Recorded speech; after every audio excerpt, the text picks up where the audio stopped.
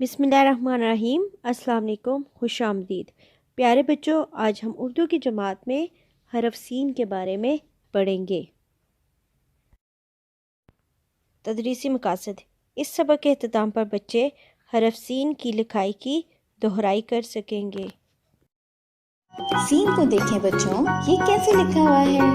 Scene लिखा हुआ है बिल्कुल ऐसे जैसे कि एक बड़े से नूडल्स के प्याले के ऊपर दो छोटे छोटे प्याले रखे हुए हों। बच्चों, इन छोटे छोटे प्यालों को हम कहते हैं शोशे। वाह, सीन तो समंदर पे सैर करने के लिए आया हुआ है। बच्चों, आपको नजर आ रहा है साहिल पर कितनी सारी सीपियाँ भी पड़ी हुई हैं और ऊपर कितना प्यारा सा सूरज भी चमक रहा है। सीन को अरे ये क्या हुआ, यहाँ पे तो एक सांप आ गया है। इसको देख के सीन को बहुत ज्यादा डर लग रहा है। मुझे लग रहा है सीन यहाँ से अब भागने वाला है और सीन तो बेचारा चला गया। प्यारे बच्चों, आज हम उर्दू की जमात में हरफ सीन की लिखाई करेंगे। पेंसिल को सिक्के के करीब से पकड़ेंगे, नुक्ता आगाज पे रखते हुए इसके दो शोशे बनाएंगे और लकीर से नीचे की तरफ आएंगे।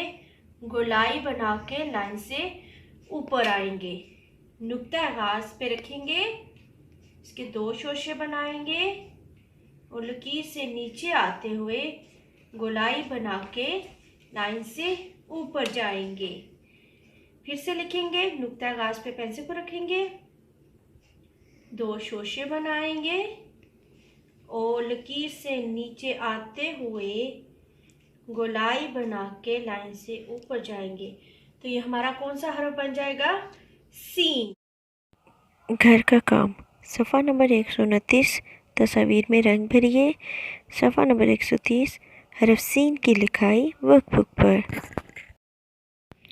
अपलोडिंग की हदायत। मोहतरम वालिदैन, बच्चे का काम मुकम्मल होने के बाद इस काम की तस्वीर या छोटी सी वीडियो बनाकर गूगल क्लासरूम में अपलोड करें।